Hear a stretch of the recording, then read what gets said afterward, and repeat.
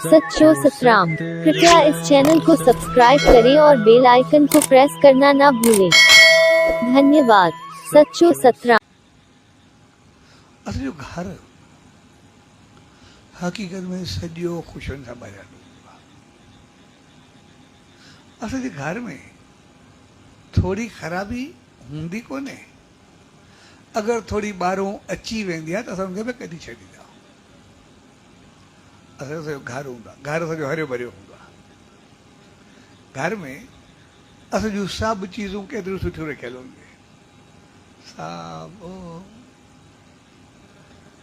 हर चीज़ जेका बि घर जो इस्तेमालु थींदड़ चीज़ हूंदी, रखण जहिड़ी हूंदी, को शो पीस हूंदो, कोई कम जी चीज़ हूंदी, सभु संभाले करे रखंदासीं ऐं हर चीज़ पंहिंजी पंहिंजी जॻह ते सेट हूंदी। असांजे घर में चङियूं चीज़ूं तमामु घणियूं हूंदियूं आहिनि। सॼो घर चङियुनि चीज़ुनि सां भरियल हूंदो आहे। पर जेकॾहिं हुन खां धूल ईंदी आहे, का मिटी हूंदी आहे त उहा ॿाहिरी ईंदी आहे, असांजे घर जी थोरी हूंदी आहे। गंद किचिरो ईंदो आहे ॿाहिरों ईंदो आहे, असांजे घर में थोरे हूंदो आहे। उहो असांजे घर में न थींदो आहे।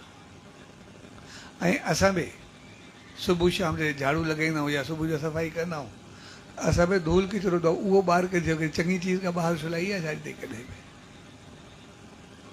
चङी चीज़ खे वरी छंडे करे साफ़ करे कपिड़ो लॻाए करे वरी सही करे रखी छॾींदा। उहो त असांजो बहितर ई हूंदो आहे। तंहिंजे घर असांजो उन चीज़ुनि वांगुरु सॼो चङाइनि सां भरियल हूंदो आहे, बहितरीन सां भरियल हूंदो आहे।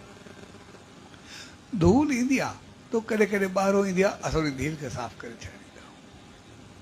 साॻिए नमूने घर जा रिश्ता नाता दोस्ती उथी वेठी साथ उहे सभु प्यार ऐं मोहबत वारा हूंदा आहिनि।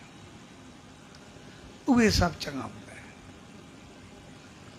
जेकॾहिं उन रिश्ता नाता दोस्ती साथ खे ॾिसंदासीं, असां केतिरो प्यार सां हलंदा। पर जीअं थोरी धूल ईंदी आहे, अगरि उनखे थोरो ॿाहिरि न उछलाईंदा आहियूं त पोइ उते दरार अचणु शुरू थी वेंदी आहे, पोइ उते तकलीफ़ अचणु शुरू थी वेंदी आहे, पोइ उते ख़राबी अचणु शुरू थींदी आहे। जॾहिं असां ॿाहिरियूं ॻाल्हियूं या ॿाहिरियूं सोचूं खणी करे घर में खणी ईंदा आहियूं,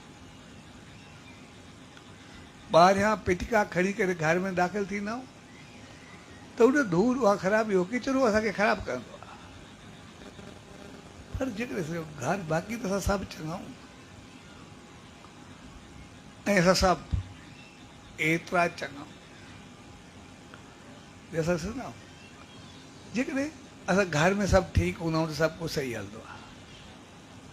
पर जेकॾहिं घर जो को माण्हू बीमार थींदो आहे, तकलीफ़ में ईंदो आहे, या कॾहिं कॾहिं मालिक रहमत करे उहो न रहंदो आहे,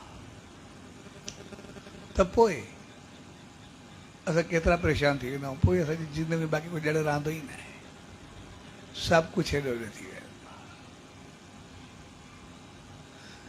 जॾहिं असां दुख ऐं तकलीफ़ में एतिरी हमदर्दी या एतिरी चङाई या एतिरो पंहिंजो पाण खे अकेलो महसूसु कंदा आहियूं, भई पोइ छा थींदो, त पोइ इहा चीज़ असां जीअं सुख में कयूं, असां हिक ॿिए जी अहमियत खे सम्झूं, हिक ॿिए जी बहितरी खे सम्झूं, त पोइ असांजो घर सदाई हरियो भरियो ख़ुशि ख़ुशहाल रहंदो, सदाई बहकंदो रहंदो, सदाई खिलखिलंदो रहंदो, सदाई बहकंदो रहंदो। तंहिंजे करे जीअं असां कंहिं ॿार खे सम्झाईंदा आहियूं भई हाणे इनजी ख़राबी न रहंदी त पोइ पूरी ज़िंदगी सुखी गुज़रंदी।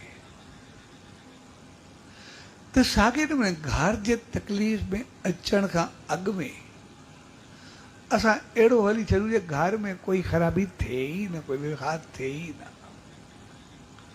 असां एतिरो प्यार मोहबत ऐं चङाई सां हलूं जे बाद में असांजी ख़राबी हुजे ई न।